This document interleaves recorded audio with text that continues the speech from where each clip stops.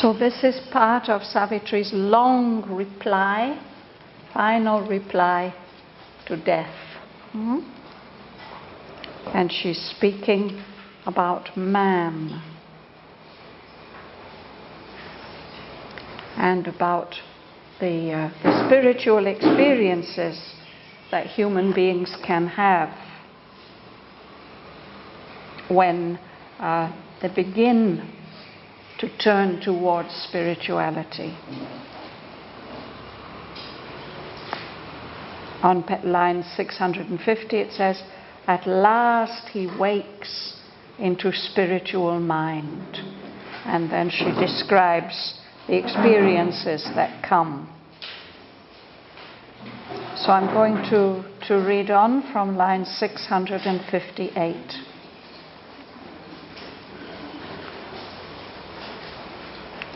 "But these are touches and high moments lived. Fragments of truth supreme have lit his soul.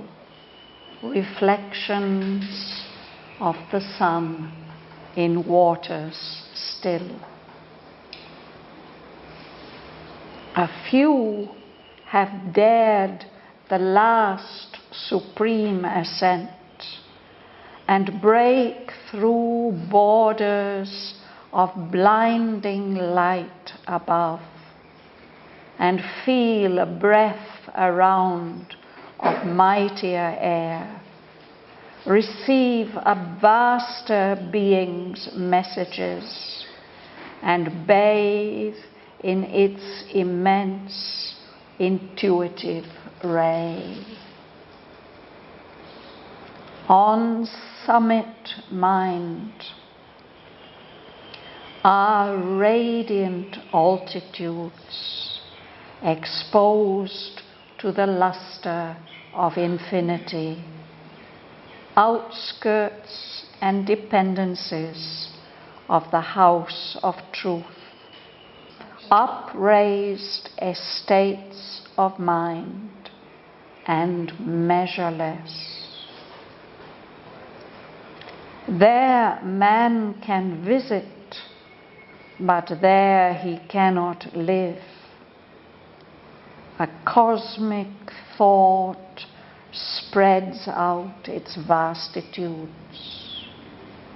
Its smallest parts are here philosophies challenging with their detailed immensity, each figuring an omniscient scheme of things. But higher still can climb the ascending light. There are vasts of vision and eternal suns, oceans of an immortal luminousness, flame hills assaulting heaven with their peaks. Their dwelling all becomes a blaze of sight. A burning head of vision leads the mind. Thought trails behind it its long comet tail. The heart glows and illuminate and sear, and sense is kindled into identity. Our highest flight climbs to a deepest view. In a wide opening of its native sky, intuition's lightnings range in a bright pack, hunting all hidden truths out of their lairs. Its fiery edge of seeing absolute cleaves into locked, unknown retreats of self, rummages the sky recesses of the brain, lights up the occult chambers of the heart. Its spear point ictus of discovery, pressed on the cover of name, the screen of form, strips bare the secret soul of all that is. Thought there has revelation's sun-bright eyes. The word, a mighty and inspiring voice, enters truth's inmost cabin of privacy and tears away the veil from God and life. Then stretches the boundless finite's last expanse, the cosmic empire of the overmind, time's buffer state bordering eternity, too vast for the experience of man's soul. All here gathers beneath one golden sky. The powers that build the cosmos station take in its house of infinite possibility. Each god from there builds his own nature's world. Ideas are phalanxed like a group of suns, each marshalling his company of rays. Thought crowds in masses, seized by one regard. All time is one body, space a single look. There is the Godhead's universal gaze, and there the boundaries of immortal mind. The line that parts and joins the hemisphere closes in on the labor of the gods, fencing eternity from the toil of time. So yesterday in the Life Divine, we were reading about how if we go above spiritualized mind, there are 4 great steps leading to overmind and beyond. And here, in brief, he describes these 4 steps.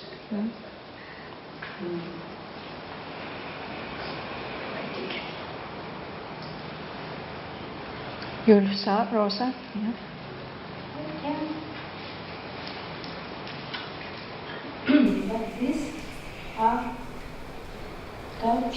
touches and high moments lived, fragments of truth supreme have lived his soul, reflections of the sun in waters still.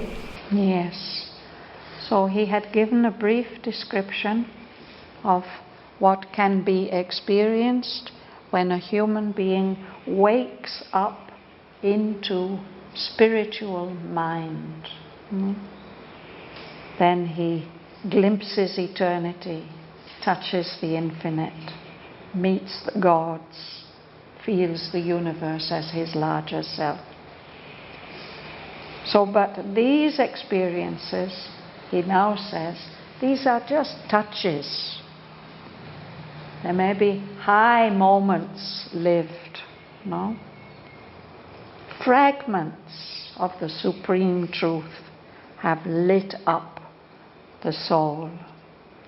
And those fragments of Supreme Truth, they come in to the soul like reflections of the sun in still waters.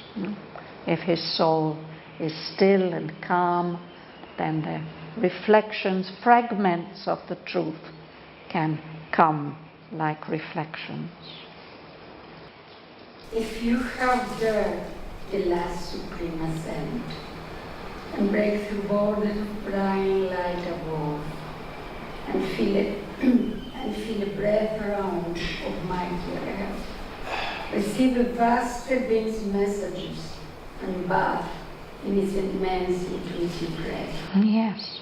So an ascent is climbing up. So what he was speaking about, these stairs in the Life Divine, he calls this the ascent to supermind. So to go beyond the mind that's opening to spirituality, you have to break through borders, border lines. But those border lines express themselves as blinding light, light that is so bright and dazzling that you can't see through it, like looking at the sun. But if you can break through those borders of blinding light above, you can feel a much more, a stronger breath, a breath of mightier air, a more powerful atmosphere. And then you can start to receive messages, the messages that come from a vaster being, a being that is much greater, unlimited. And that greater being, it sends down its messages, and it also sends down a ray of light, an immense ray of light, a light of intuition, intuitive ray.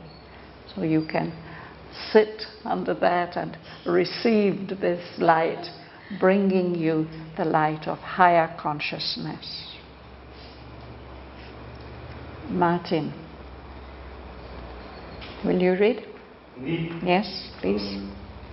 On summit mind are radiant altitudes, exposed to the luster of infinity, outskirts and dependencies of the house of truth, upraised states of mind and measureless. Yeah. There man can visit, but there he cannot live. Yes. So, on summit mind, right up on the higher levels of mind, there are altitudes. This word means heights, that are full of light, radiant, shining. And they are receiving from above, like mountain peaks, they are receiving the luster of infinity, the shining light of infinity. And those altitudes, those radiant altitudes, he says, are outskirts and dependencies of the house of truth. Supermind is the house of truth, no? But these are not that house, but they are outskirts, they are around the edges, and they are dependencies. They belong to that house of truth. They are connected to it. They are upraised. They are like vast estates of mind, measureless, very wide expanses. There man can visit, but there he cannot live. We haven't yet developed those higher centers that would enable us to be able to live in those high states of consciousness. Now, they are very bright, luminous. So we are always living in ignorance and darkness. yes, and that's what Aurobindo said, that once you break through these borders on summit mind, then actually you are already in the gnosis. You're not living in ignorance and a mixture of ignorance, knowledge. You're not dominated by the inconscience anymore.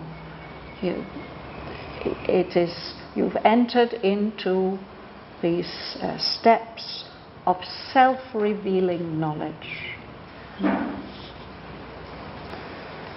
So he's going to describe the four one by one. First of all, he speaks about a cosmic thought. Bhavana. A cosmic thought spreads out its vastitudes. Its smallest parts are here philosophy, challenging with a detailed immensity, each figuring an omniscient scheme of things. So that's the first one. A cosmic thought, a universal mind, spreads out its vastitudes, its immense spaces. And the smallest parts of that realm express themselves here as philosophies. Powerful philosophies, challenging because of their detailed immensity. So when I read these lines, I think about the life divine, Sri Aurobindo's philosophy, which is challenging in its detailed immensity. We can't hold it all in our mind.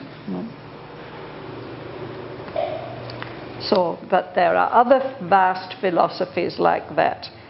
So each of these different philosophies figures, they are expressions of an omniscient scheme of things.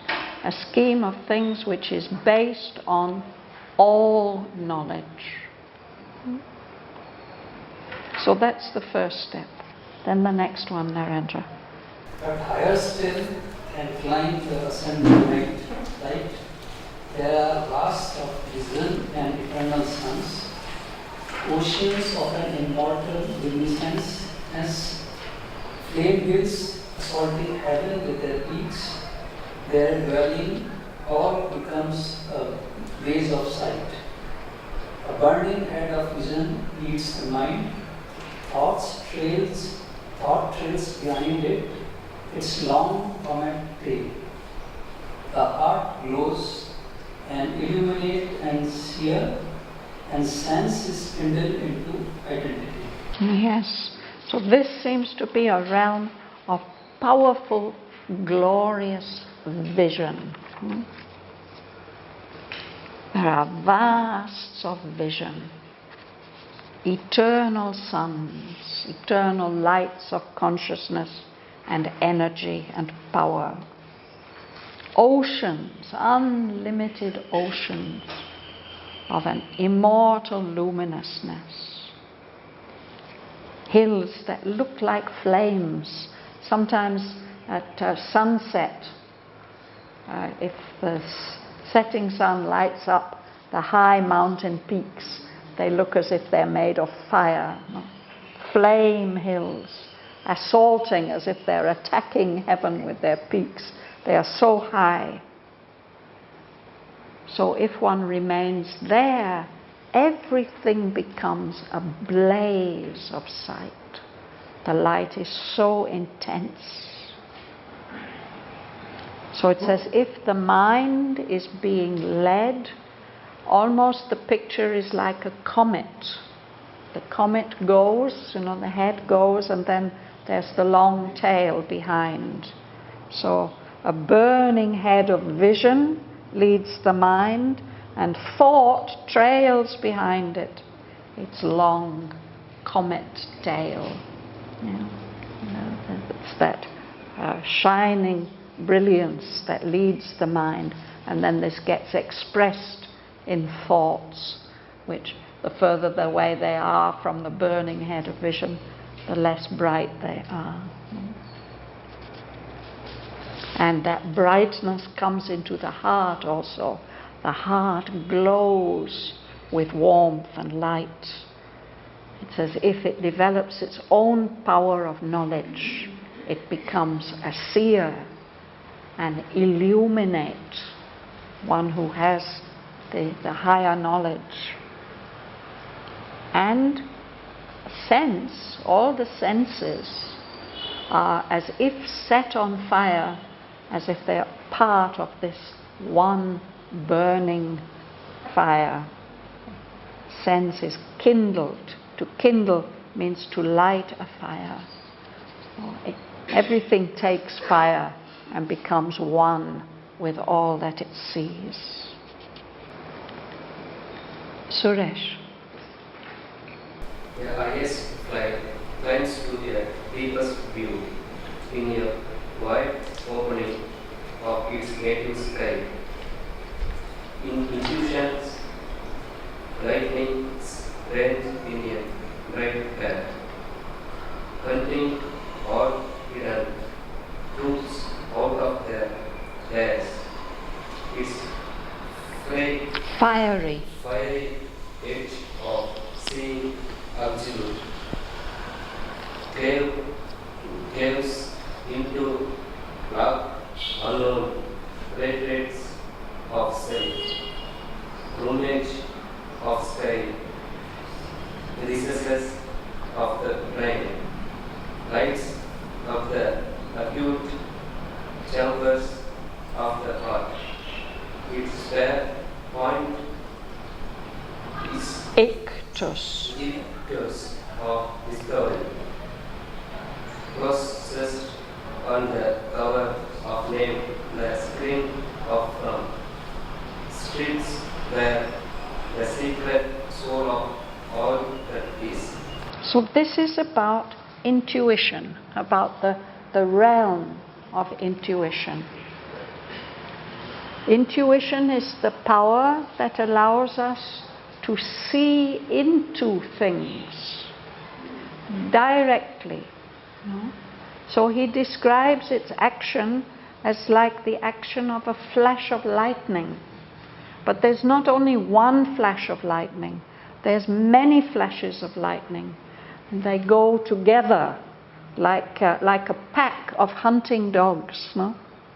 Intuitions, lightnings, they roam around in a bright pack, hunting all hidden truths out of their lairs, as if the truths are hiding like animals.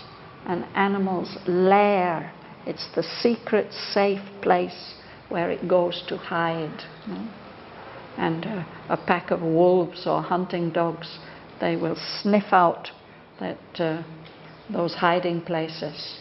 So the action of intuition, it is something like that. And this is the power that the ancient Vedic rishis used. And there's this famous story about how they discovered the cows, the rays of light belonging to the sun, which have been stolen by the powers of darkness and hidden, closed up in a deep cave. No? And the rishis know they must be hidden somewhere. How will they find them? And it's the goddess of intuition, Sarama, who sniffs them out, finds them. No? And then they can't just get them out like that. They have to ask for the help from Lord Indra, the king of mind. And he uses the power of the word to break open that cave and release the cows of light. It's interesting that this is a Vedic myth, a Vedic story, an image story, but we find it also in other cultures. We find very similar stories in the ancient Greek mythology and in Japanese mythology. they also have a story about the sun being hidden in a cave and how we have to entice her to come out. And our friend Jean-Yves has given a lecture here where he very beautifully revealed the significance of this story. That it's as if this cave, this is our subconscious, and all the divine possibilities and knowledge are there. They've been hidden there by the darker powers of the lower nature, and they have to be set free and brought out. And when the cows of light emerge, then the rivers of energy, the heavenly rain pours down. First comes the light, and then comes all the dynamic powers of energy. And this same image he found in the mythology of the Middle East, in Mesopotamia, and in Egypt.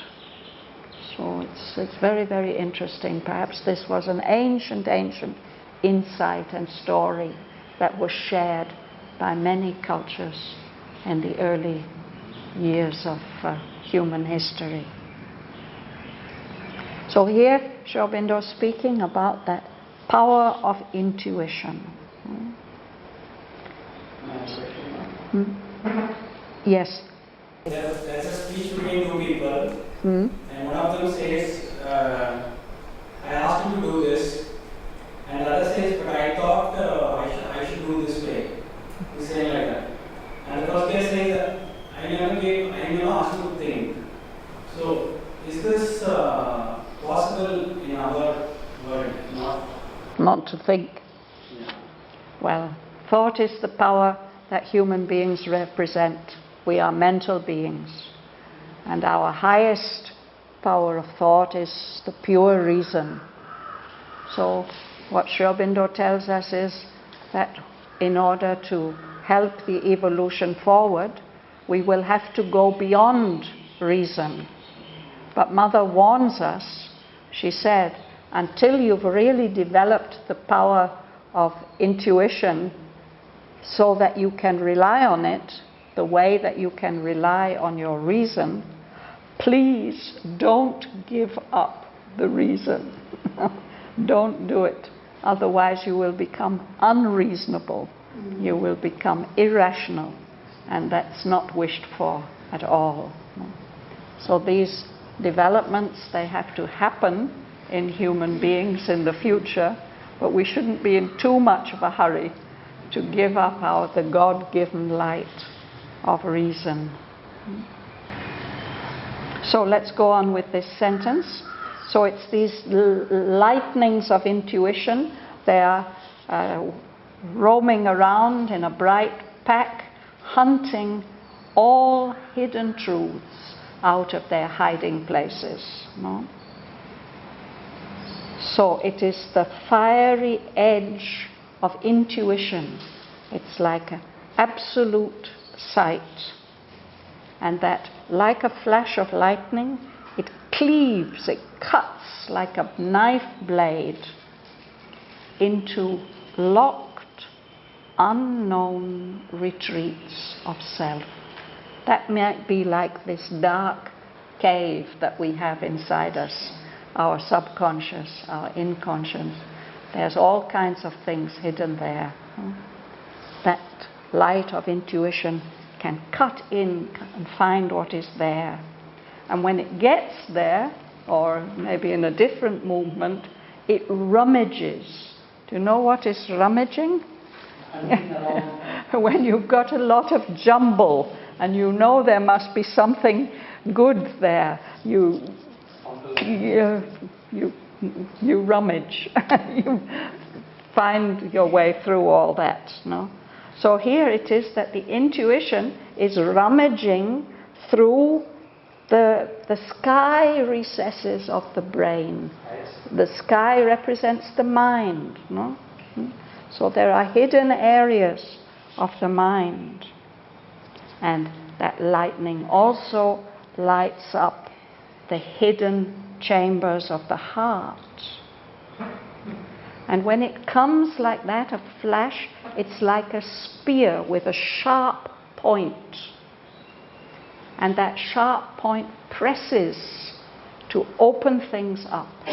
He speaks about its spear point, ictus. And ictus is, how to explain this?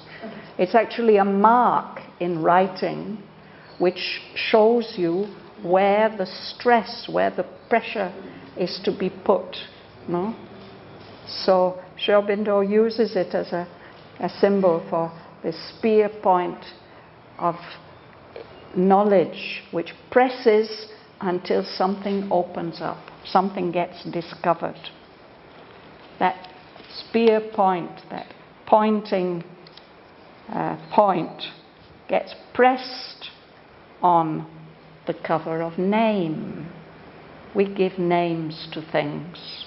Those are labels. They don't tell us really what the thing is. They just label it. And similarly with form, we give names to forms. Names and forms go together. But intuition presses on the cover of this name, of this form, and reveals, it strips bare the secret soul of what is hidden within the name and the form. This is the power of direct knowledge. Leela. Thought there has revelation sun-bright eyes. The word, a mighty and inspiring voice, enters truth in most cabin of privacy, and tears away the veil from God and life. So this is the action of thought in that realm of intuition.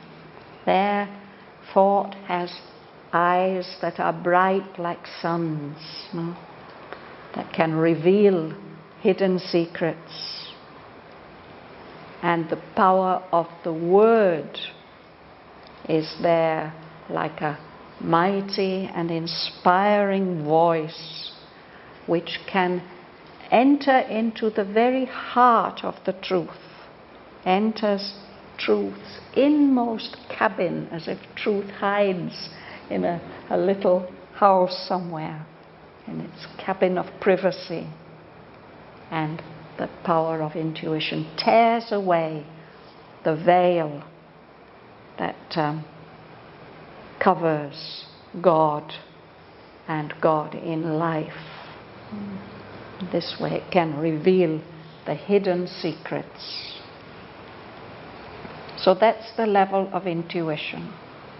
And then we come to the overmind. Sergei.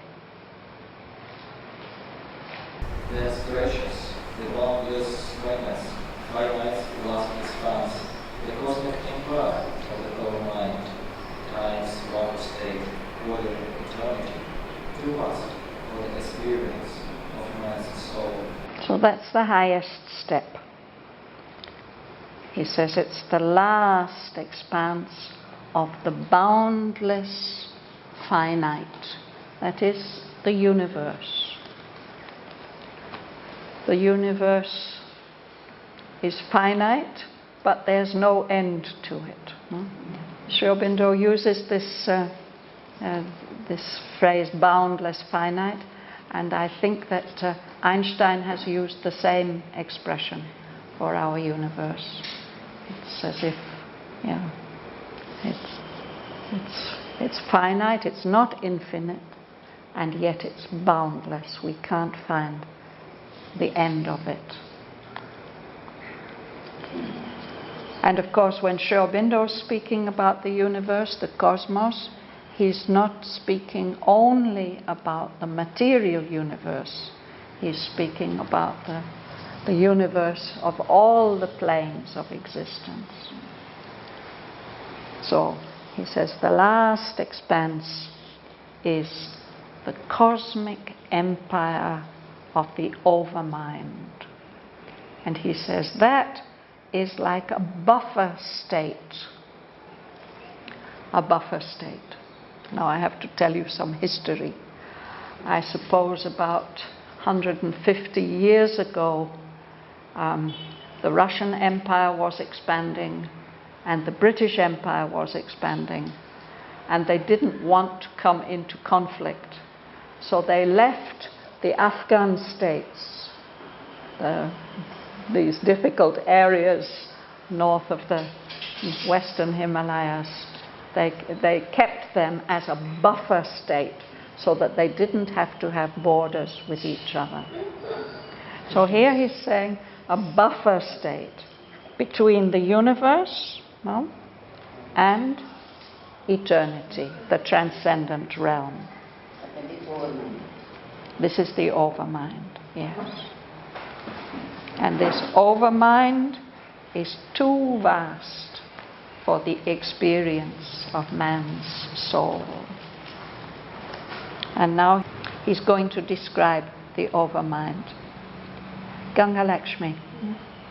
All fear gathers beneath one golden sky. The powers that build the cosmos station play in its house of infinite possibility. Each god from their builds his own nature's world. Ideas are phalanx, like a group of sun, each marshalling his company of grace. Yes. So this is a brief, compressed description of overmind. So there, everything is gathered beneath one golden sky, full of light and truth. And in this realm, the powers that build the cosmos, the gods, take their stations. Each one has his place there. But altogether the overmind is a house of infinite possibility. But each of them has his place there. And from there, each god builds his own world, the world according to his nature. There's a lot of philosophy behind this which we will not go into now. There in that world, ideas, creative concepts, are phalanxed like a group of suns. A phalanx was a division in the Roman army. So he gives the image of a group of suns. Each sun has command of all his own rays of light. And if there's a group of suns, then each of them they are together in a phalanx, in a group, but they are each of them controlling their own kind of light. They build their own world according to their own kind of light and power. Each of those ideas are marshalling, each of them their own company of rays. And that's a kind of creative power of each of the cosmic powers. Kamala. Large crowds and master sized by one regard. All time is one body. Squeeze a single look. There is the Godhead's universal gaze, and there the boundaries of immortal mind. The line that parts and joins the hemispheres. Closing on the level of the gods, fencing eternity from the toil of time. Yes. So this is continuing the idea, the description of the overmind realm. So their thought crowds in masses. There's this incredible variety and largeness, but it's all seized by one regard, and all time is seen as a whole, past, present and future. All space is a single look. So there is the universal gaze of the Godhead, the cosmic spirit. And that's where mind comes to its end. There are the boundaries of immortal mind. So the ancient tradition speaks of a line that divides the hemispheres. We can say that our equator is a line like that. There's the northern hemisphere and there's the southern hemisphere. But the way that these ancient teachers seem to have seen it is that there's a line which divides the lower hemisphere, that is the universe as we know it, from the higher hemisphere, which is completely different. So we've come to that line that it separates, but it also joins the hemispheres. It's where they come together. So that line, that's where it closes in on the labors of the gods, the cosmic powers working in the universe. And it's fencing, it's giving a kind of protective boundary, keep separating eternity from the toil of time, all the effort that goes on here in this material universe. So of course the next step is supermind, but we will keep that for next week. So let's read these mantric lines together and see whether some of this power and light and illumination can come to us, light up our minds and our hearts.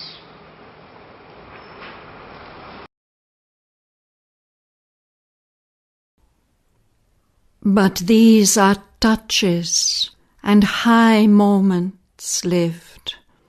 Fragments of truth supreme have lit his soul, reflections of the sun in waters still.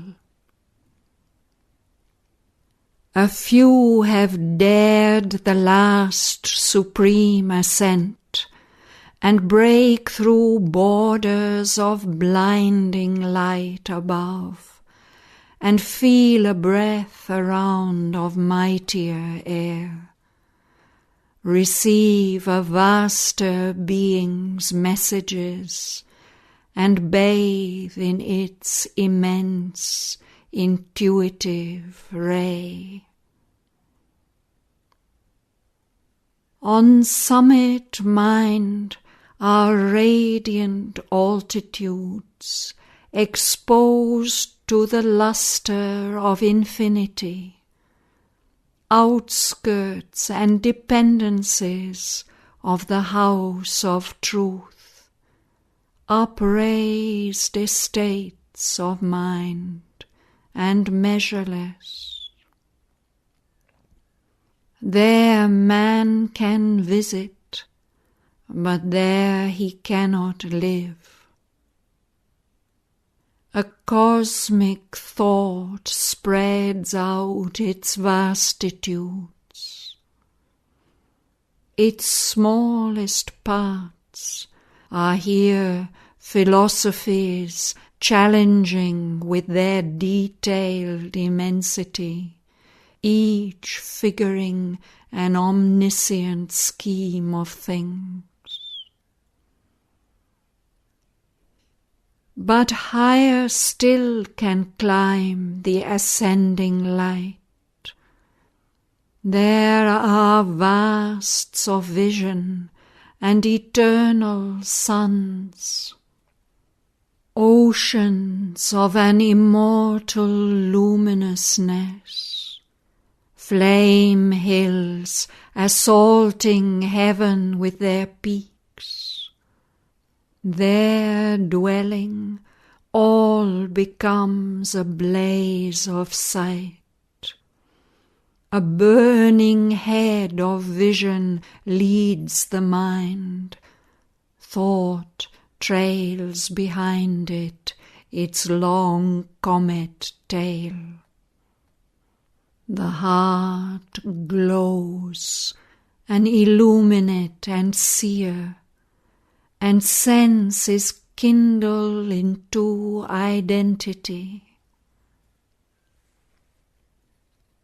A highest flight climbs to a deepest view.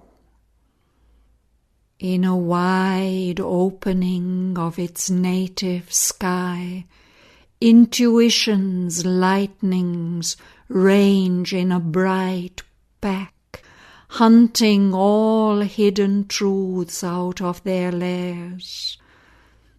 Its fiery edge of seeing absolute cleaves into locked unknown retreats of self, rummages the sky recesses of the brain, lights up the occult chambers of the heart. Its spear point ictus of discovery, pressed on the cover of name, the screen of form, strips bare the secret soul of all that is.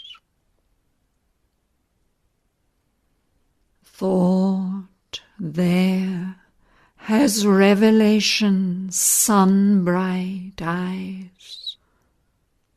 The word, a mighty and inspiring voice, enters truth's inmost cabin of privacy and tears away the veil from God and life. Then stretches the boundless finite's last expanse, the cosmic empire of the overmind, time's buffer state bordering eternity, too vast for the experience of man's soul. All here gathers beneath one golden sky. The powers that build the cosmos station take in its house of infinite possibility. Each god from there builds his own nature's world. Ideas are phalanxed like a group of suns, each marshalling his company of rays. Thought crowds in masses, seized by one regard. All time is one body, space a single look.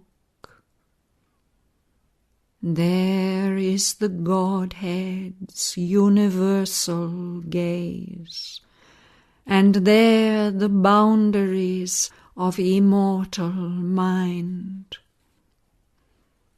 The line that parts and joins the hemispheres closes in on the labour of the gods, fencing eternity from the toil of time.